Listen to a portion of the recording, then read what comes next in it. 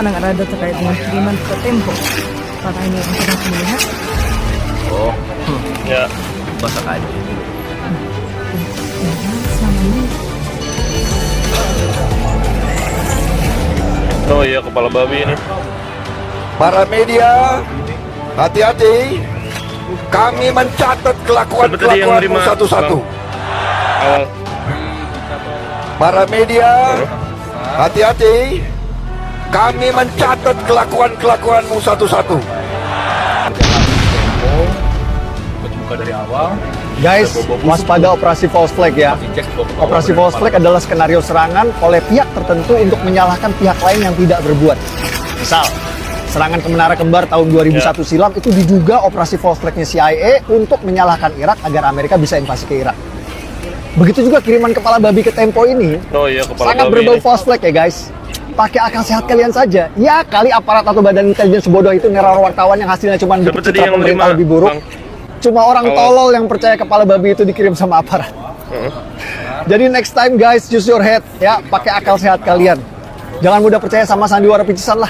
Dan ini ada sikap yang pengecut, meneror secara spesifik jurnalis perempuan meskipun yang dituju itu adalah media, itu menunjukkan siapapun yang menjadi dalang dari teror ini adalah orang yang sangat pengecut dan ketakutan.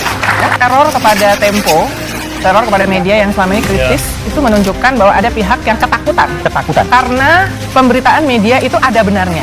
Ya, sedemikian sehingga perlu dibungkam, Oh iya, kepala babi ditakut-takuti. Dan ini ada sikap yang pengecut, ya, meneror secara spesifik jurnalis perempuan meskipun yang dituju itu adalah Siapa media, tadi yang itu nerima, menunjukkan siapapun yang menjadi dalang dari teror ini adalah orang yang sangat pengecut dan ketakutan.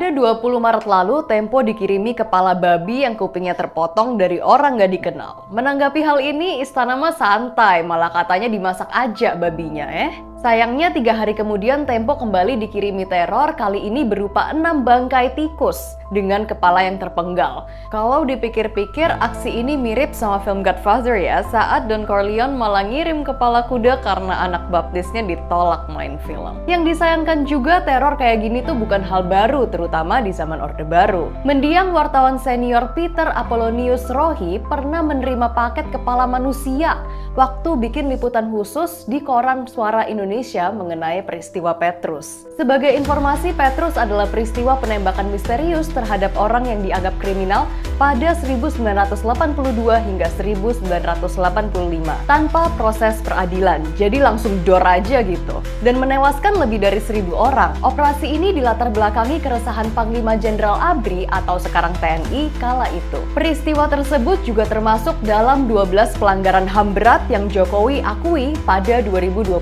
lalu.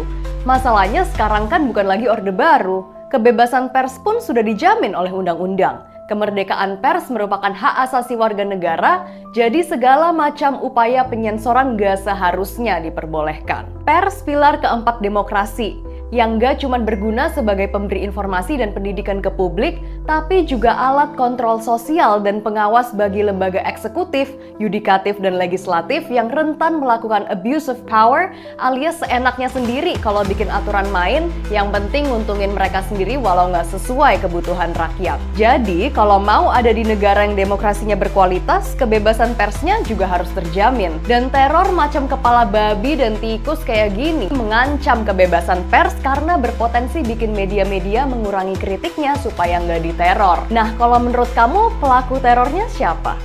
Coba komen ya. Aneh ya, seorang juru bicara istana merespon tragedi teror kepada media yang paling ternama di Indonesia dengan cara yang sangat-sangat tidak empati. Dia mengatakan, ya sudah, kalau dapat teror, kepala babi dimasak aja. Itu ungkapan yang sangat tidak bermoral, ungkapan yang sangat tidak empati, apalagi disampaikan oleh juru bicara kepresidenan. Mungkin Hasan Nasbi mungkin sudah frustasi kali, karena selama ini kan apa yang disampaikan oleh kantor komunikasi presiden kan tidak pernah valid, tidak pernah akurat. Nah, setelah viral di media sosial, kantor berita Tempo itu dikirimi kepala babi dan bangkai tikus. Kapolri Listio Sigit Prabowo perintahkan Kabar Reskrim usut tuntas teror kepala babi dan bangkai tikus ke Tempo. Nah, harus sampai tuntas ya Pak, supaya masyarakat tahu apakah ini betul-betul teror atau ini rekayasa. Bang Edo nggak tahu. Tapi faktanya Tempo masih bebas untuk berbicara ya. Nah, kita tunggu aja nih hasil dari penyelidikan dari Barreskrim Mabes Polri. Saya amat sangat masgum. Saya amat sangat tidak terwakili ketika mendengar komentar dari Kepala Kantor Komunikasi Kepresidenan Hasan Nasbi. Ketika dengan enteng ia mengatakan dimasak saja. Maksudnya kepala babi itu dimasak saja. Udah dimasak aja. Kalau kepala babi mah dimasak. Menurut hemat saya, ini mencerminkan beberapa persoalan serius dalam komunikasi publik dari lembaga atau mereka yang mewakili lembaga resmi kenegaraan. Yang pertama, itulah komunikasi tanpa empati.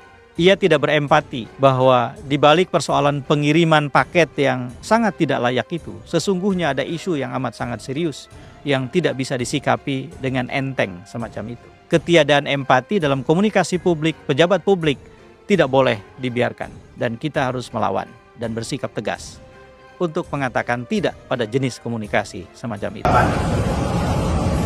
Ketika kami menerima kiriman kepala babi dan kau sarankan untuk kami memasaknya, kami pun mulai mengerjakannya.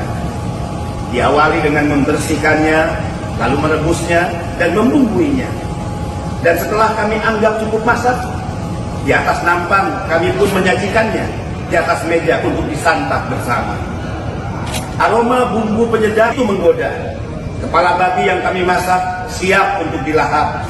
Kami siap berpesta. Kami pun mengambil pisau ukuran besar dengan sigap lalu mencincang dan mencacah kepala babi yang telah masak untuk siap disantap. Tiba-tiba seorang teman di antara kami dengan suara keras berkata, "Tunggu! Tunggu!" Sambil tangannya menunjuk ke atas nampan di atas meja, ke arah kepala babi yang menggoda rasa. Sang teman tadi melanjutkan bicara. "Kita tidak boleh memakan kepala babi ini." Dengan suara keras dan dengan nada meninggi. Kami semua kaget dan serentak bertanya, "Kenapa? Kita sudah menerima kiriman kepala babi ini dan memasaknya untuk kita santap bersama." Sang teman tadi menjawab dengan suara datar sambil mengarahkan telunjuknya ke nampan di atas meja di mana kepala babi tersedia. "Kalian lihat, setelah aku cacah bagian tempurung dari kepala babi itu, otak di dalam kepala babi itu bertuliskan Hasbi." Dia melanjutkan bicaranya. "Jelas, ini bukan kepala babi. Ini otak manusia yang bernama Hasbi yang terbungkus dalam kepala babi. Jadi